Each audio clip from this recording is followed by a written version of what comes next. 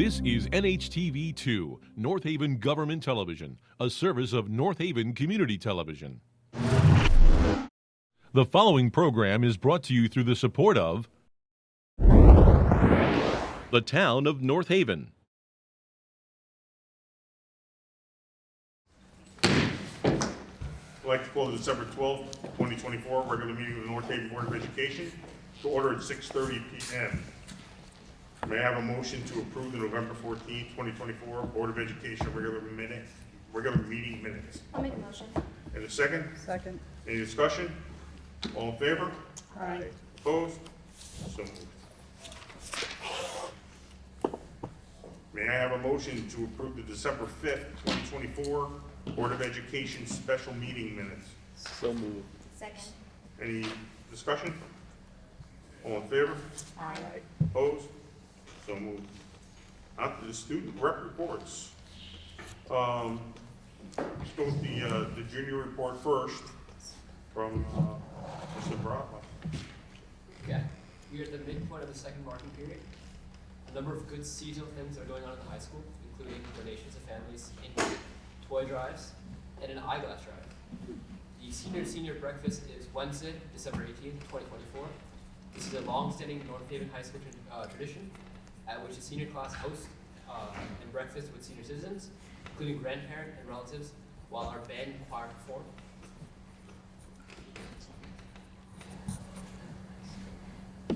And then senior Bria McKiernan is the new international Muay Thai, or I probably butchered that, but Muay Thai martial arts champion for her age, class of 18 and under. Bria recently won her title in Austria and plans to fight in other international venues in the near future. She was recently featured in an interview on WFSB and other news medias. We want to congratulate Bria. And then recently, 9 musician and vocalist students are representing North Haven High School at this year's Southern Regional Music Festival and will audition for the Connecticut All-State Festival in February. We want to congratulate them, and these students were recognized personally by Dr. Dye in a recent letter sent home. NHHS is also working with finance majors at Yale University on an opportunity called Females for Finance. NHHS female students will soon be invited to participate in a small group mentoring by the Yale students, and this will focus on financial careers and give them information. All right, that was our senior rep, Joe Salome. Thanks, Joe. Okay, time for public comment. Public comment now is for non-agenda items. Again, I will remind everyone, if you have anything to say, you say it to the board. Have to be a resident, just put the name and address on the paper. Anybody for public comment? Okay. Seeing none? Hold on. Oh, okay.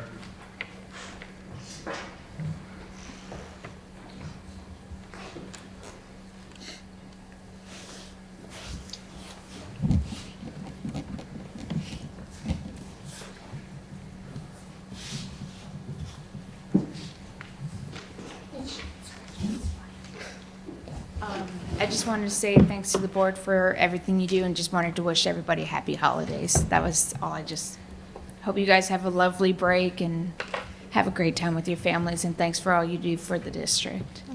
Thank you very much. Thank you, Al. Can you extend the same to everyone here? Anyone else? Okay. We'll move on to the consent agenda. Troy Sundwall, PE special education teacher at Clintonville School, is a resignation of, and the resignation of David Certes, paraeducator at Montauk School. May I have a motion to approve the consent agenda? I'll make a motion. Second? Second. Any discussion? Can I just say for Mr. Sunwall at Clintonville, he made a big difference to a lot of kids. So I want to thank him very much for his time. I know my kiddo is going to miss him. And thank you to Mr. Searles for his work as well. Thank you. Appreciate them both. All in favor? Aye. Any opposed? So moved. Report on the Board of Education chairperson. You know, Randy, you know, you do him better than anybody. You want to do this part about the doc? Sure. So last week, our former superintendent, Dr. Cronin, passed away. He was the superintendent in North Haven from 2011 to 2019. And prior to that, he was the superintendent in Region 14 and Naugatuck.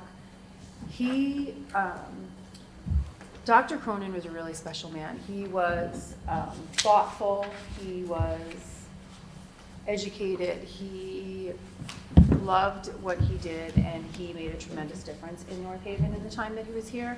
And I didn't work with him before he was here, but I know that Mrs. McKenna did, and we've had conversations about all of the great work he's done in his past positions. So he is definitely he was a great loss when he left North Haven, and certainly everyone is feeling the loss of him now. So just a minute for him and his family.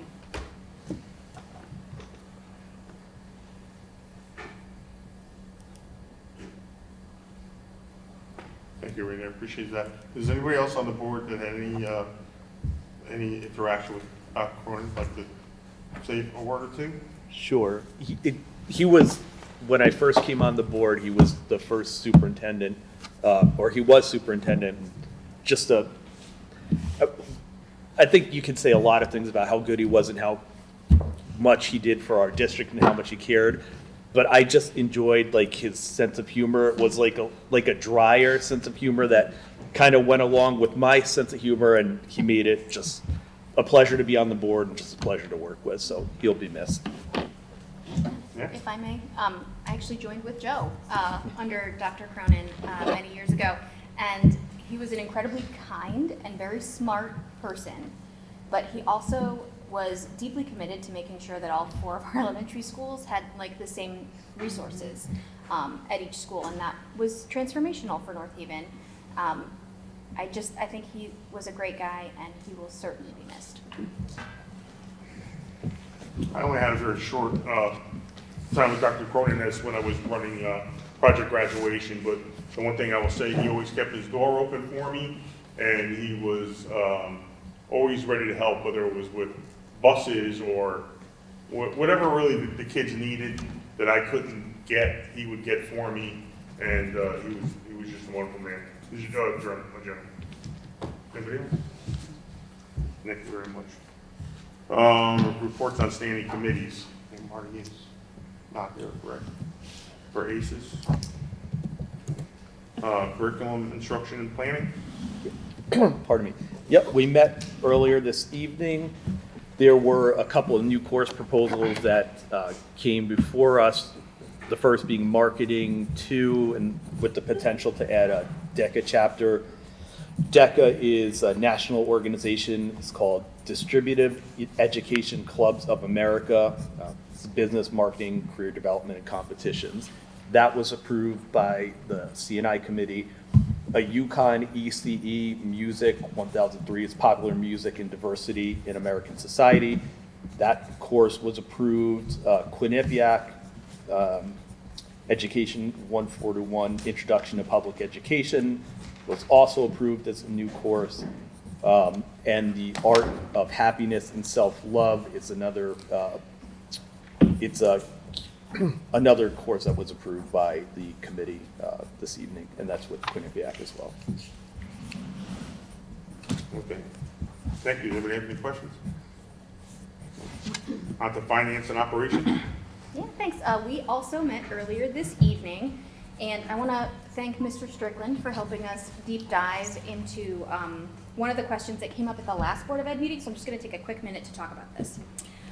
At the last meeting, a Board of Finance member came to ask us about the teacher salary line item, and the Finance Committee really dove in deep tonight, and we just wanted to publicly talk about a few of the highlights. The question was around why the teacher payroll line doesn't draw down evenly across our 12-month fiscal year.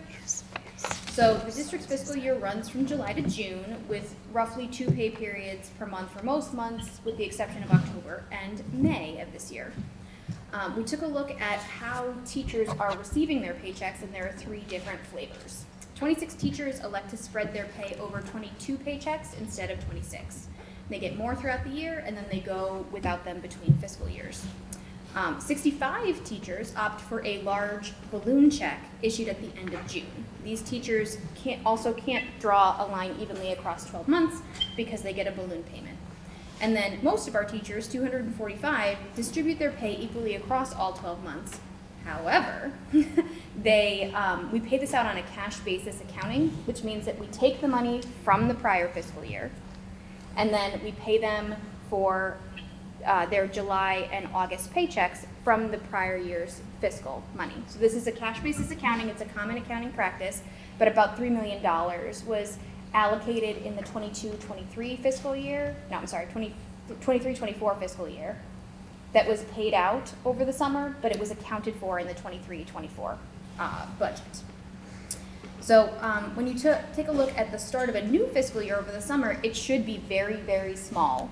The teacher payouts for July and August should be tiny. There are some ESY teachers and things of that nature, but all three flavors of teachers really start getting their first paycheck the first Thursday of the school year. That means that the paychecks between June and August are July and August rather, are really all allocated within the prior fiscal year. There also are salary adjustments from time to time. Salaries fluctuate if teachers leave mid-year and long-term subs are brought in, or twice a year. Salaries can change slightly for degree changes. There are also stipend payments that are made on varying schedules. Some are biannual, some are lump sum, some are paid out during only the sports seasons for coaches when sports are playing. So we wanted to just make sure that we address this in a serious manner, because I sort of took it as the implication that, money was not being spent from the teacher line item to then be transferred into another line item. And I took a look at all of our transfers for the last 3 years, and that has not happened a single time, not once. And I do think that we should consider the teacher line item to not be like flat across a 12-month period. There is going to be a massive bump in June every year for the balloon payments, for the encumbrances, for salaries over the summer, and for the folks who just kind of take a bigger paycheck each time. And that's about it. I think Christian will cover the rest in his report later. Thank you. Does anybody have any questions about it? No? Okay. North Haven Education Foundation. Thank you. The Ed Foundation met yesterday morning, and they welcomed a new member to their board, Dot Logan, who we all know very well. They also discussed preparing for the upcoming trivia night in April. And at this time, there were no grants submitted for approval. And just a reminder that the foundation does have grants available, so if our teachers would like to apply, they can do so via the website, or they can reach out to their building principal, Lee, or myself, for additional information. Thank you. Okay. Thank you. Do we have any questions? Patrick? No? Okay, on to policy. We have a second read. Series 3000, Business and Non-Instructional Operations. Policy number 3151A, Community Use of School Facilities. We'll be looking for approval of policy 4218, prohibition of sex discrimination, including sex-based harassment. May I have a motion to approve updated policy 4218, policy and the regulation, prohibition of sex discrimination, including sex-based harassment? I'll make a motion. Second? Second. Any discussion? All in favor? Aye. Opposed? So moved. Marty's here. Oh, hey, Marty. Series 5,000 students, prohibition of sex discrimination, including sex-based harassment. May I have a motion to approve updated policy 5145.51, prohibition of sex discrimination, including sex-based harassment? I'll make a motion. Second? Second. Any discussion? All in favor? Aye. Opposed? So moved. We're moving on to the ad hoc athletic committee. So I think we've pretty much finalized all of the rental fees, right? I believe so. completed that whole entire document, and we've decided to put it into play, right? So we're good with that? So it's coming up for approval next month. Okay. So I thought we would just leave the ad hoc on until the final policy is approved. Okay, unless we need to Unless revisit we it. need to revisit it. Okay, all right. Right, but as So for we now, don't the need for committee that. is pretty well squared away, and we're just looking for Yep. approval on forms, and next month we'll see how that So goes. the next thing, yep. Right, yeah, till the next thing, exactly. Okay, we're gonna move on to the superintendent's report. Thank you. So I'll start with the DEI report, DEIB report tonight. So Patrick Lawrence, Melinda, Anthony, and myself met today. Patrick Lawrence has been meeting with his DEIB colleagues from around the state. And as a group, they voiced some concern about the most recent election cycle and the impact that that may have on the cultural work they're doing within their school districts. And they're brainstorming ways to bring their concerns forward. In addition, Patrick has also been gathering demographic information to demonstrate the changes within the district's student population. So he's going back to 2019 as a starting point, and he'll be sharing his findings with us, which I will also in turn share with the board. And so Christian and his team have been working diligently to create the district's minority recruitment plan, and Patrick is working in conjunction with that, with his team, to bring forward that plan in order to increase a more diverse workforce. So that's the key. Any questions before I move on to the next?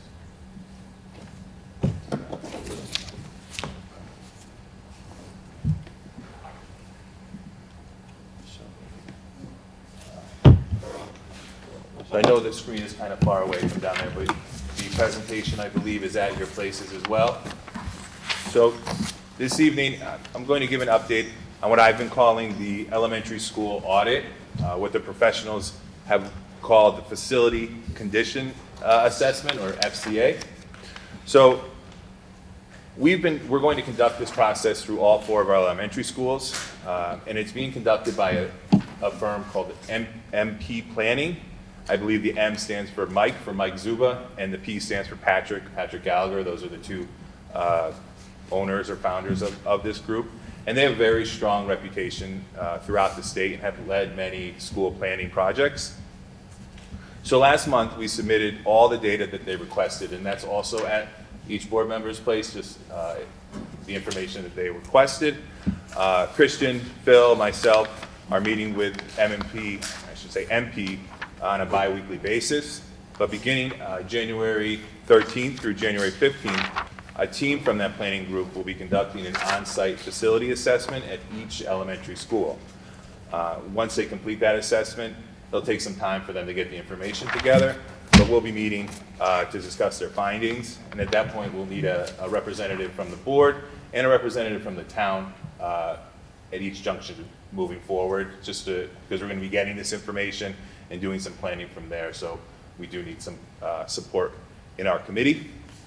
I've just put a few slides together regarding the process, and each of them I actually stole from MP Planning. They're not my own, so that's why they look a little different, but I just did want to describe them to the board and to the public as well. So this slide, FCA standards and definitions, provides a scope of work to identify capital renewal and capital improvement needs.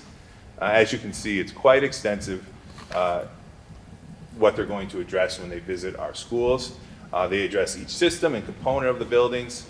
And just so the board is clear, and it was some learning for me as well, they define capital renewal as corrective actions that address maintenance, repairs, restoration, or replacement of existing building systems. And it's work that should have been performed but was delayed due to funding issues or changes in priorities. They use capital renewal instead of deferred maintenance. That's a term that I actually knew, but capital renewal is something different and some new learning for myself. And then capital improvement is something that we all know, corrective actions that address a non-existent or non-compliant building system or component for general code compliance. So the next slide. So after the team visits each of the elementary schools, a list of corrective actions will be created, and each action will be assigned a priority, which classifies the urgency, the required replacement or repair. And this is over a 10-year period. So priority 1 is really immediately, less needs to be addressed immediately, less than 1 year, and priority 4 is anywhere from 6 to 10 years. And some next steps in the FCA process, we'll be meeting with the group after winter break to further prep for their visit. And we're looking forward to the enrollment projections, which we'll be getting in January. So any questions around the process so far? You said it would take like 6, did you give a number? For It's how gonna long? take A probably while. 6, 8 weeks or so to get any information back from their visit. Okay. But not total information, just the start of information? I'll have more information when we meet with them again. It's learning. They're doing a good job slowly breaking out for Sure. us because it is a lot and we don't speak that language. So every time we meet with them, they'll share a little bit more so we don't get overwhelmed in the process either. And I know they're looking at the elementary schools, right? Just the elementary Just the schools? elementary schools. When they do the enrollment projections, though, that doesn't make sense. Can they then also project capacity at the middle school? Because if the elementary schools are growing so much, it might impact the middle school in a couple of years. So is that something that we could just ask them to just We'll kind of look- skim we'll over? see what they Maybe get. not a full analysis of the middle school, but I think we're gonna need to know. And we are very close, if not at capacity already at the middle school. Right, you said it, not me. But so I feel like as our kindergarten classes continue to grow, middle school's not that far away for that group of. For sure. So we're gonna need, it's better for us to be proactive about that. I agree. I have a question about priority 1 and 2 items. As they're uncovered, they'll be uncovered after our budget is prepared and presented. So are we planning to include some additional dollars in the budget request to cover high and, well, Medium? immediate and high priorities? Yeah. In theory, yes, because we also have our capital plan that addresses some of what we feel is a priority too. So I don't think we'll be far off in what our priorities are compared to what we get. They may be more extensive in what they report out. And we can always tailor that information to meet their needs as well. But that's a long answer of saying yes, we will. Because I'm thinking about the budget timing. It looks like they're going to be here about when we are meeting as our team to talk about budget. And then 6 weeks after that, we should expect something, give or So take? I would think it may take a little bit longer. We'll get a better idea when we meet beginning of January. Okay. Can they give us a hint while we're still formulating We the can budget? ask. Yeah, just give us is this going to be okay? Is there additional immediate items? I just want to, I'm very focused on the safety items, anything Same. that would put us or our students or our staff in any kind of danger. And Phil, Christian and I will communicate that. I assure you, our next budget will cover any problems that we see or foresee coming. We can't guarantee any unforeseen. I wouldn't ask you to, Mr. Diana. My crystal ball is also broken, so it's okay. I would imagine probably address it much like we do the unfunded mandates, not in total, but something. That's it. We're gonna have to have something because otherwise, if we wait for the year and try to do it all at once, that's gonna be a lot of sticker shock, which we don't want. Thank you. Thanks. So can I ask one? Sure. They're going to be going into all the schools and looking at all the elementary schools, right? Is that going to be during student hours, off hours? When will they be in the schools? So I think a combination of the both, because they are going to be on the roofs in different areas as well, so they won't be floating around the classrooms or all that visible in the building during school hours, but they will need to access certain areas. Okay, so they won't, that was my concern. They Yeah, wouldn't no, be it's not. poking their head in a classroom and looking through things while learning is going on. Okay. I think they're rather well versed in how to go about it during the school day, so I figured. I'm hoping that they don't do that. And is anybody from the district kind of trailing them and observing what they're doing? Okay, I'll do it. thanks. Yeah, thank you. Okay, Assistant Superintendent's report. This month, I'd like to thank our World Language Club advisors. Our Spanish, Latin, Chinese, French, and Italian clubs are incredibly active, and they have pulled in so many new students this year. These clubs provide a safe haven for students to celebrate world cultures and an opportunity to meet and work with students that they might not know across grade levels and different classes. And the second item I wanted to talk about is the district has been approached to partner with Albertus Magnus College on a cybersecurity dual enrollment digital badge pathway for students in their junior and senior years who are interested in studying cybersecurity and computer science. Students can choose to take courses asynchronously or in person at Albertus in applied data analytics and bioinformatics, which means programming and prediction. Albertus is granting us 6 seats per course. They have some grant initiatives in order to start bolstering more people coming out of college with these kind of certifications and knowledge base. This partnership will begin in the fall of 25, and I have to thank Amy Ropp for her work in terms of finalizing the agreement with Albertus and keeping the conversation going. The cost per course for taking one of these Albertus classes is only $65 per course. That's not even per credit. So it's a wonderful opportunity for someone who has the interest. And that's all I have tonight. Can I ask a quick question, Melinda? Sorry. Say it again.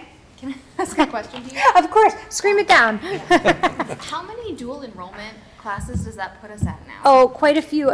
I will have to count it up and get back to you on it. I have it on the board behind my desk in my office, but at least. And there were just 3 that we discussed tonight, so, and then this one. So we really, and I talked at CNI tonight about, we're trying to be very intentional about the course offerings that we're bringing in so that there's different interests represented and kids can see different career paths. For instance, the Quinnipiac one that Joe spoke about earlier, that's actually going to give us a pathway into education for students who may be interested in becoming teachers at, like a pre-K through 12 level. So we're trying to really think about our student interests, and then obviously where we can hook into partnerships like this, where there are opportunities for students that this particular one at Albertus won't require any of our teachers to be teaching it because they're done at the university. So there isn't that manpower piece, and it's obviously very reasonable if a student wants to participate in that. I just want to thank you for your efforts here, because this is a huge value add for, as I'm looking at college costs for my freshmen and gasping regularly. It's a big team effort. A lot of people are working to try to find these opportunities and for us to bring them all together, so. Please pass my thanks along to I the will. team. Anybody else? Along those lines, don't we have other, around $65, either, maybe it's a credit hour with, is it Southern University of New Haven? Do you remember the or amount, Anthony? It's around $200.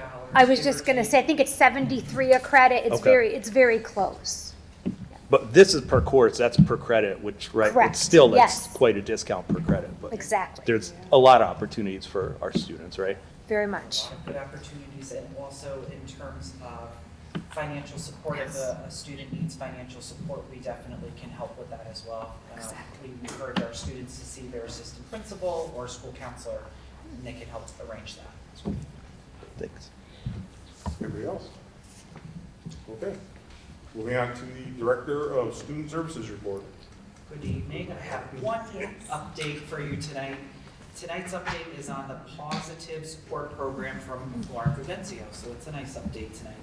So in addition to our staff-only professional development day, Maui attended 2 half-days with students where she spent time with both high schoolers and the middle schoolers. Prior to Maui's pep rally debut, students watched an informational video about proper Maui interaction etiquette on our morning announcements. To no surprise, Maui has been a huge hit thus far. Various students have stopped by student services during a designated free time for a little stress relief and time with Maui. Maui has also spent time in our intensive learning service and therapeutic learning services programs where students discuss self-care strategies with Mrs. Vivenzio and Snuggling Maui. So it's a win-win all around. In addition to that, the North Haven preschool program located within the high school requested some time with Maui, who will hopefully be visiting soon after formal permission slips will be returned. Elementary teachers have also been reaching out for visits and has been, it's been very popular and it's growing very quickly. Fortunately, Mrs. Vivenzio, Mr. Strickland, and myself, we were able to visit one of the elementary schools in Southington that had Berlin, that has a therapy dog, and it was a really wonderful opportunity. He has his own little classroom, he has his own little office, and is treated just as an employee. So it was really neat to see, and a lot of fun to see the operation behind that and how they orchestrate that piece of it. Mrs. Vivenzio was able to discuss and learn more about how they can map out Maui's Day a little bit more, and what that could provide our students with the most benefit. With approval and request from Dr. Dial, Ms. Vivenzio would like to propose bringing Maui more often, perhaps most Fridays, to be able to benefit more students within our building. And that is all I have tonight. I wish you all a wonderful holiday season, and thank you for your support. Thank you. You have any questions for Anthony? No, I just wanted to say that my daughter has visited with Maui and absolutely loves Maui. So I think it would be great to add more days and to get more students involved because it sounds like Maui is a hit. Yeah, I've heard nothing but great things about Maui. My daughter also was very excited the first time she saw Maui, and it was just so beneficial. And I can't wait to see the program grow and move forward. It's very exciting. We're very fortunate to have this opportunity. Thanks to Lauren for all of her hard work and dedication. And Maui, of course. Thank you. Okay, thank you. Chief Operating Officer's report. Good evening and happy holidays, everyone. I'd like to begin first with our financials within our operating budget report. What I would like to point out for this month's operating report are actually two specific lines. The first of which can be found on page 2 of your Munis report, and that is specific to 5600, or our tuition line. You will note that this line is currently significantly in the negative. This predominantly takes care of our out-of-district tuition payments. One of the things I'd like to point out with this particular line is it is net of excess cost funding, and this was part of when we built the budget last year and working with the Board of Finance, making sure that we included that in that budget line. As everyone here has experienced before, this can sometimes be our most volatile line for unanticipated enrollments. I think that really does speak to what we provide here in North Haven Public Schools for our special education students. We've said this many times before, credit to Mr. Mastriano, the teachers, and everyone who works with our students, that we do provide excellent programming for our students, and that can also be enticing for folks to move into our district. And when we're budgeting for these lines, particularly in the coming months, we want to keep that in consideration. With that in mind, we are also going to have to be really looking very closely at this line in the coming months and really take into consideration some important mitigating factors in an effort to address this negative. We expect our first payment of excess cost funding from the state to come in February, and that will give us an idea of how much we can anticipate this year. But we will continue through our office to really make sure we're keeping a close eye on spending to make sure that we have that fiduciary responsibility with that particular line. You'll also notice one other additional line out in the negative for this month. That was 7340, technology-related hardware. This line is currently overdue to a necessary security purchase that is attributed to that account line. However, this will be adjusted in a forthcoming transfer from our special revenues account. Speaking of budget transfers, included with your report this evening is the budget transfer report for the month of November. Just a reminder that anything that was highlighted in yellow is a request that crosses object lines and would be respectfully submitted to the Board of Education's approval. Within your packet tonight are also our monthly reserve account reports. These are the accounts that are actually held on the town side, as you know, and we do reconcile them with the town on a monthly basis.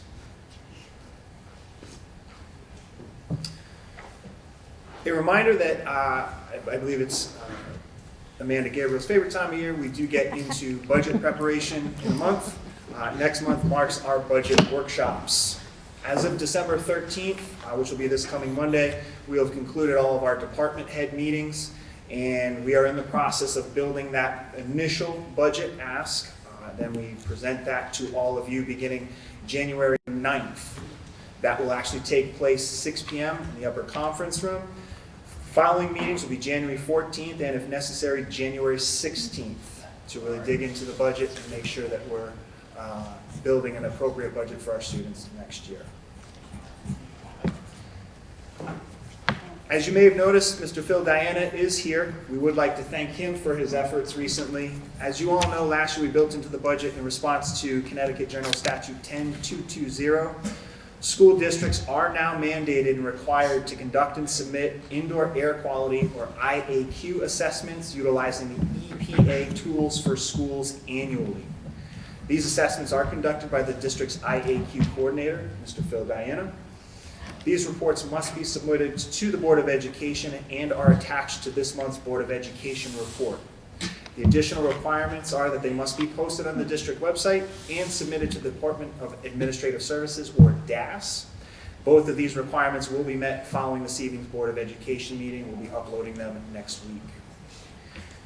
The other piece of this general statute is that boards of education must ensure that at least 20% of their schools complete the state mandated and defined HVAC assessment, inspections, and evaluations for each year until January 30th, 2031, by which time the HVAC systems of all schools must have been assessed. We are working with engineers from Centec.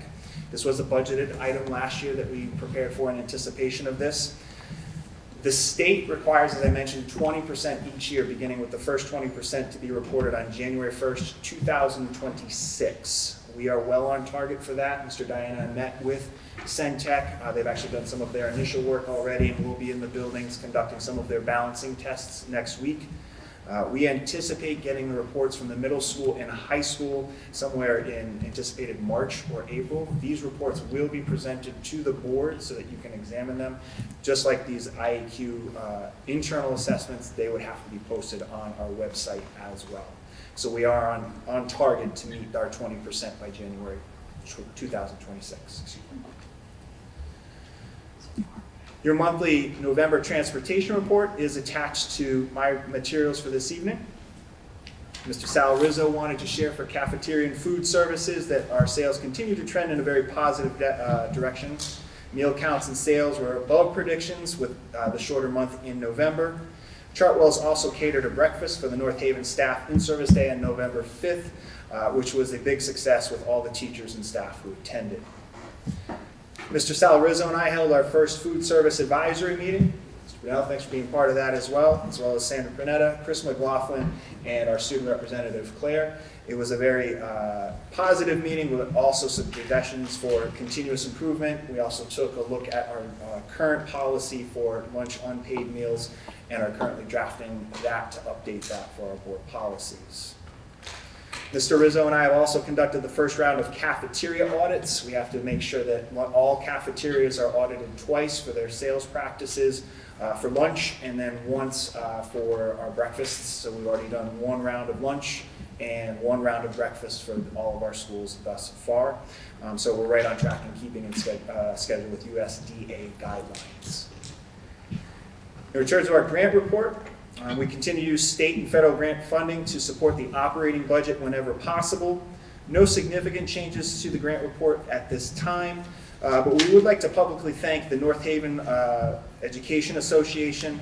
As we noted before, they have provided a grant for $1,800 that will be utilized as specified for a stipend for a faculty member willing to coordinate the recently approved high school literary magazine for the current school year. Any questions on any of that piece? I have a few, if that's okay. Yeah, sorry about that, man. Oh, that's okay. For the HVAC assessments, it says 20% need to be done. but if I'm remembering correctly, this was a big line item in the last year's budget. Does that mean that it will be a big recurring line item in every year's budget as we move forward if we're doing like 20% chunks annually? So we did the middle school and high school up front first. I actually have reached out to Centec for our new budget build to make sure that we have quotes, and I've asked for quotes for what it would cost for 2 elementary schools next year, as well as a quote for what it would look like for all 4 elementary schools, so we have options in the budget build. Thanks. And if I may, we're actually going to be at 50%, because the high school and the middle school are 50% of the square footage of all our schools. That's good to know. Thank you. That's helpful context, and I'm glad we're being proactive. And I just want to say thank you to you, Christian, for being proactive about all of our budgeting needs, about the special education line item and the volatility. And I just appreciate you taking a proactive approach to watching the entirety of the budget, as well as I appreciate the thought process behind the budget when it is presented to both us and then the Board of Finance. So, thank you.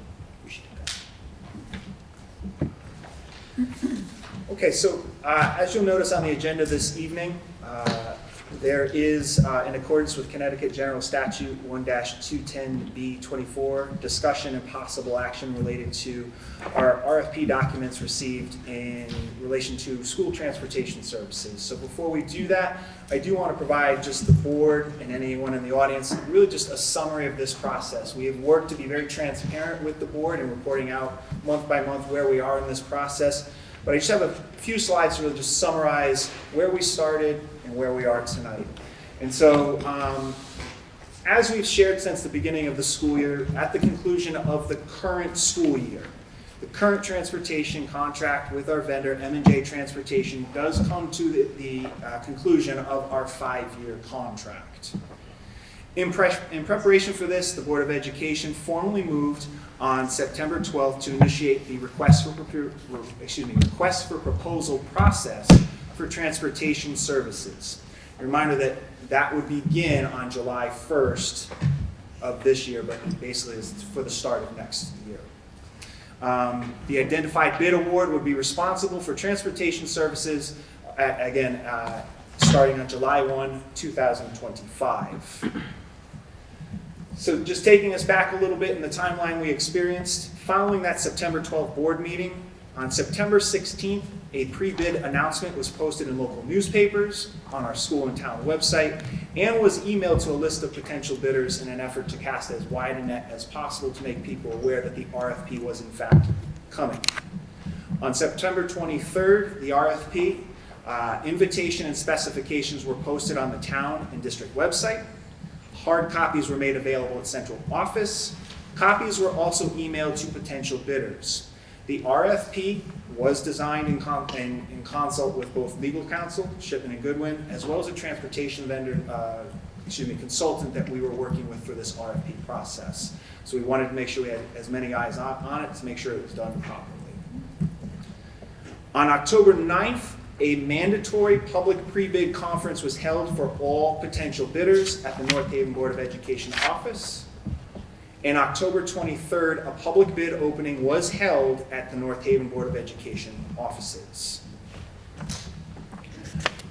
At that time, formal bids were received from Autumn Transportation, Beacon Transportation, DATCO, First Student, and M&J Transportation.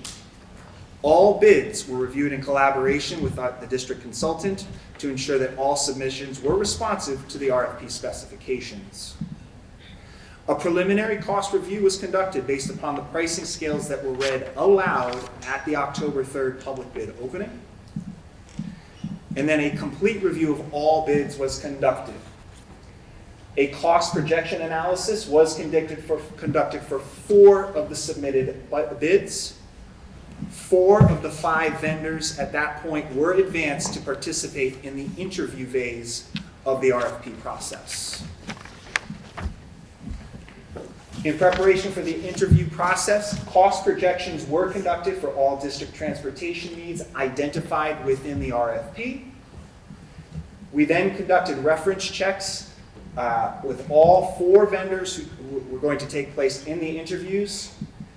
Each vendor was provided with a 15-minute presentation prompt Obviously related to the services that they would provide, it was the exact same prompt for all 4 vendors. And then vendors then participated in a formal interview process with 9 committee members. I'll share those committee members in a moment. But again, for consistency's sake, the questions were the same unless something came out during the presentation internally of the interview process.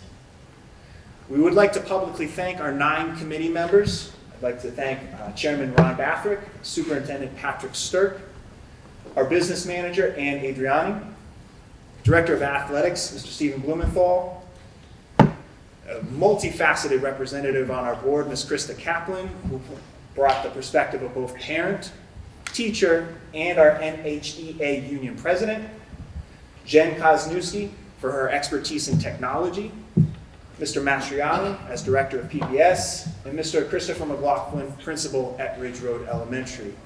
This provided a wide perspective as we interviewed and spent the entire day and a good chunk of the afternoon interviewing and breaking down what we saw throughout the interview process.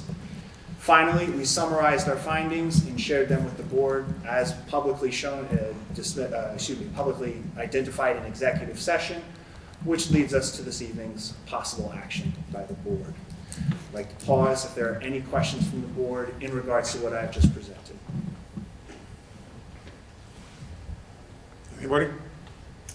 No? Okay. What's up? Yes, sir.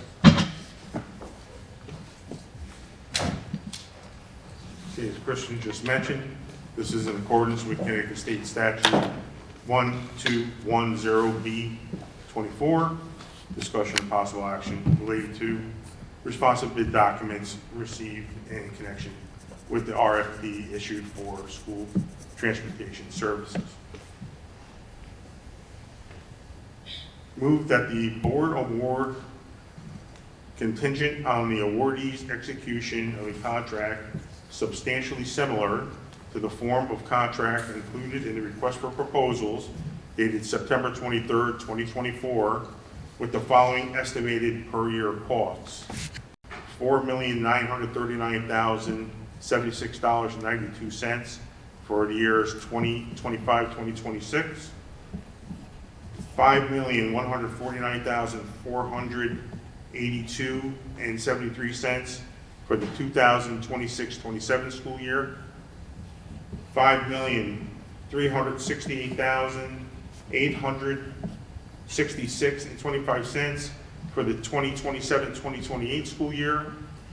$5,596,434.77 for the 2028-2029 school year, and $5,835,876.17 for the 2029-2030 school year. The student transportation services contract of the North Haven Public Schools to DATCO Inc.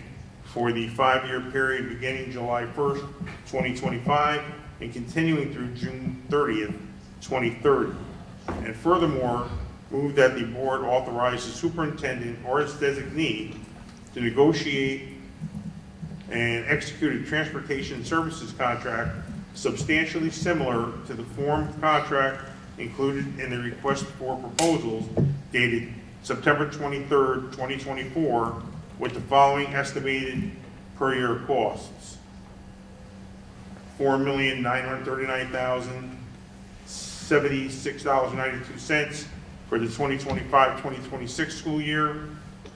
$5,149,482.73 for the 2026-2027 school year. $5,368,866.25 for the 2027-2028 school year. $5,596,434.77 for the 28-29 school year, and $5,835,875.17 for the 2029-2030 school year, with DATCO Inc. for the 5-year period beginning July 1st, 2025, and continuing through June 30th, 2030. May I have a motion to approve the Sorry. Yeah, right here. Approval of, Just get a motion to approve the right. statement, not that far out. So now we just need to approve this right Yes, here. the above statement. Right. So I need a, motion to approve the above statement. Can I get a motion for that? So moved. Can I get a second? Second. Discussion? I have a couple of questions. If that's okay? Yeah, of course. So I want to make sure that we're kind of discussing some of this out loud, so that folks understand the gravity with which I take this decision. And I can't speak for everybody else, but I think that everybody takes this decision very seriously. First and foremost, our primary responsibility is to prioritize the safety of our kids. So Anthony, I hate to put you on the spot, but can you talk a little bit about some of the advanced safety features for special education students? Absolutely. So from my understanding through the presentation by DACCO, there are many opportunities for our specialized transportation, such as harnesses, safety buckle buddies, they're called. They have a couple different names, different types of vehicles that I think really help to support our students, which include sedans, different size vans, so that we can access and reach more students. I also feel that the training from what was shared is very comprehensive for students that may have specific needs and or for the drivers and monitors moving forward. So can I ask a question about the monitors? Yes, please. In our current situation, monitors are employed by North Haven Public Schools. In the bids that we received, who would be the employer of the monitors? That would be dependent upon what the board selects and chooses to move forward. So with the DACCO piece of it, they did provide us the option to have monitors built right in, so it would be an entire package. So it would be wonderful to have everything all in one so that it can be monitored successfully through the bus company itself and not through the board going back and forth. And this one's to you and to Christian. Would you say that you're spending a significant amount of time right now with managing monitors and with the current bus company? Sure. In assisting that process, absolutely. We are grateful for the monitors and the service that they provide for our students. We are in pretty consistent contact with M&J and assisting them in addressing that. So having a vendor take on that responsibility would be beneficial to the district in terms of allowing us and enable us to focus some of our energies elsewhere. And I don't say that as anything against the work that they're doing, but it would be beneficial in terms of maximizing our time to the district. And while no company can guarantee perfection, no company can, it wouldn't be reasonable to say that there can be no slip-ups or no accidents. Things happen, right? Can you talk a little bit about response plans and policies that DACCO has in place if and when something does happen?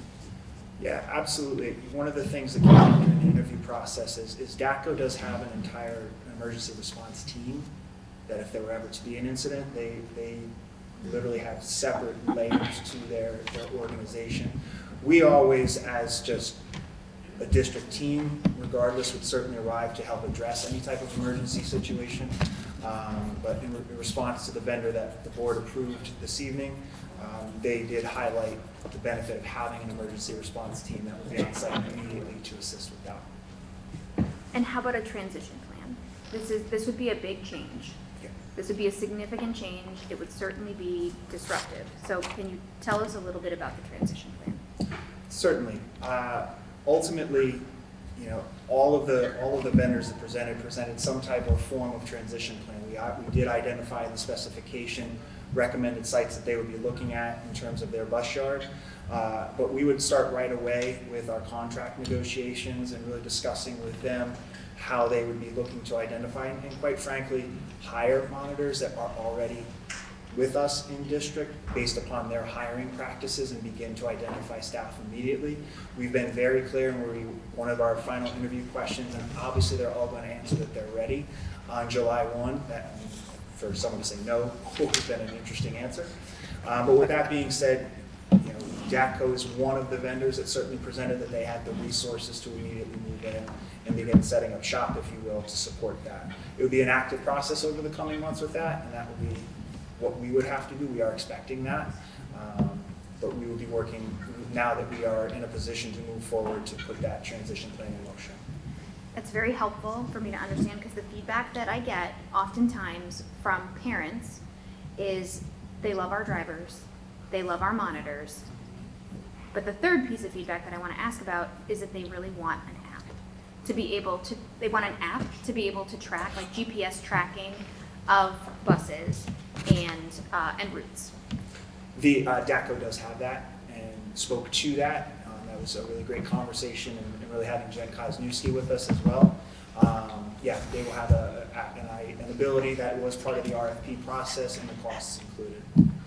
And can you talk a little bit about the number of buses that we requested this proposal for? And I'd love to hear just a little bit about, we've experienced driver shortages and we've experienced monitor shortages. So I'd love to just kind of understand, like, how many buses are we looking at here? And is there a plan in place in case, heaven forbid, like some COVID 2.0 happens or something like that, you know? And there's another driver shortage. So all of the vendors had to respond to a bid that was specific to 25, we'll call them the big buses. I believe it was 29 vans, other pieces. So the specifications were built around that. We are currently running 22 routes of the big buses en route. We were very specific during our interview process. While this will go into negotiations, we will be looking at the incumbent vendor to take a very hard look at our routes to make sure that they're being maximized. So if truly if they feel 22 routes it is appropriate for us, that's how it would run. But we'd like the opportunity to hear from them and those experts in terms of those routes. And Amanda, can you repeat the second part of your question there? Driver shortages. So across the board, when we conducted our reference checks, no matter who, all the people we spoke to, regardless of district, had experienced driver shortages coming out of COVID. What we found were, just the DATCO, I'll speak to the vendors, we spoke with superintendents that they were able to adjust quickly because they are a larger vendor and they can pull drivers in from other yards to help meet the needs very quickly. And when you spoke to other districts that are utilizing DATCO, what was their feedback like? They loved them. For by way of example, we spoke to North Branford, who's been with them for quite some time. I couldn't stop the superintendent. He's a great guy, but expounded upon all the accolades, how they were a willing partner. We also spoke with the superintendent in Coventry, who this year is making a shift to DATCO, so they are right now where we will be at this time next year. They have found them to be really a collaborative partner in both meeting their transportation needs, but also addressing budgetary needs as well. And what about the state of their buses? I think in our RFP, we had a maximum age for each of the buses. Can you talk a little bit about that? Yeah, I will try to not put them on the spot, but they almost giggled and laughed. I'm not quite sure if they have anything that old on their lot at all. However, they have their own bus buying arm, if you will, and so I think we're going to get new, if not new, very, very young vehicles on our fleet that will meet not only the specifications we put in, but will be far exceeding our expectations. And I believe there's legislation that hits potentially during our contract, maybe afterwards, about electric vehicles. Are they prepared with electric vehicles? Yeah, I'm glad you asked that question. That was actually a specific interview question that we asked all of the vendors, how they were looking forward to, and I believe it's 8 years that currently is that. So within the current contract, it wouldn't play itself out. But it would, should this vendor be should we renew a contract with them? So we did ask that question. They are already exploring not only grant options, but the fleet viability of electric vehicles. And so while I'm not an expert on them, most vendors are looking to see how that's going to play out, particularly as we go through our first round of winter months. But their procurement arm is very strong, and their ability to expand upon how they were not only looking at what that would look like from 8 years from now, but also grant possibilities, told us that they were looking ahead to meet that expectation. Thank you very much. In addition to all this work, I also looked at Glassdoor and Indeed to see how these companies were reviewed by their drivers and staff, and DATCO was the highest of all of them. So that's pretty good. Yeah, I think at the end of the day, the decision just comes down to how we get our kids to and from school safely and reliably. So thank you very much for your hard work on this. Anybody else? So I know Amanda touched about any kind of incidences like, you know, the emergency response team or something like that, but I know a lot of parents have talked about like, well, what happens if there's like an incident on the bus? Like, you know, something where like kids are fighting or something like that. Could you speak a little bit about like cameras, quantity, quality, and access to footage and things of that nature?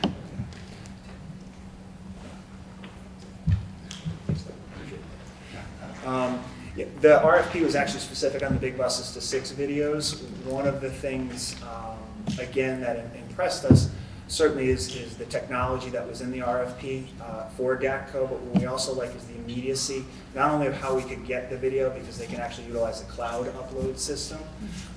They also have individuals that would assist us in finding specific marks in the video, so they actually have a separate department that assists with that particular piece. So that was quite impressive to us. We felt that they offered a very strong technology package that was also of benefit to the overall decision.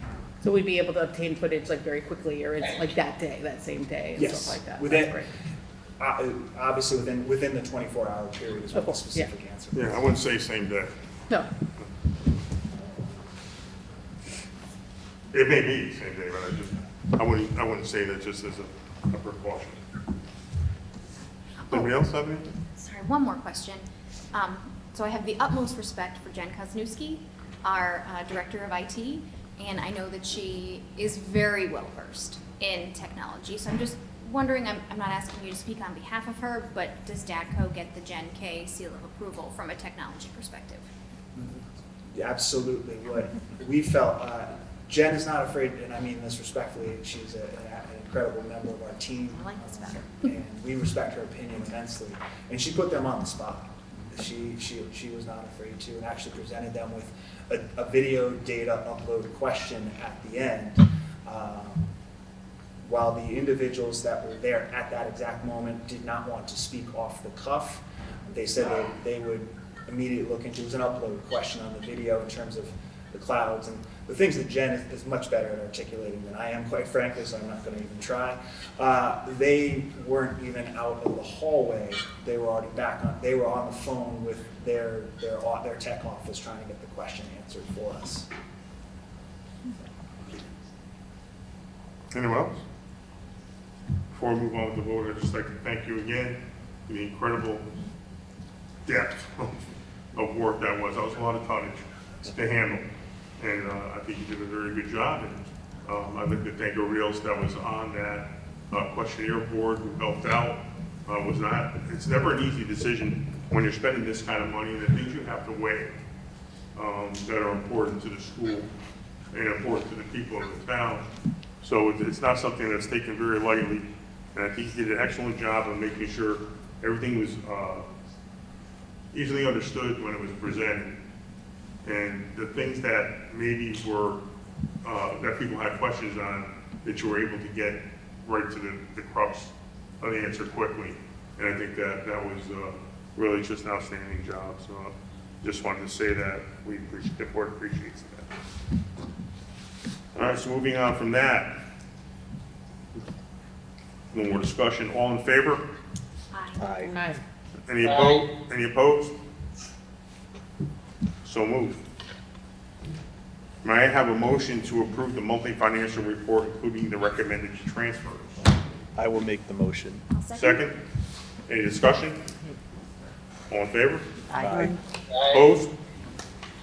So moved.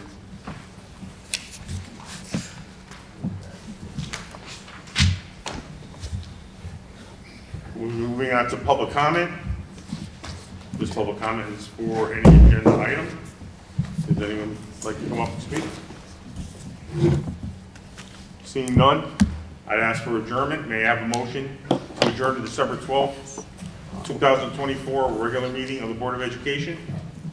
So moved. Second? Second. Any discussion? I would just like to wish everyone a good, safe holiday season. Enjoy it. And our next monthly meeting will be a budget workshop, just so everyone is aware. All in favor? Aye. Opposed? So moved. Thank you, everyone. See you, Marty. The preceding program is brought to you in part through a grant from the town of North Haven.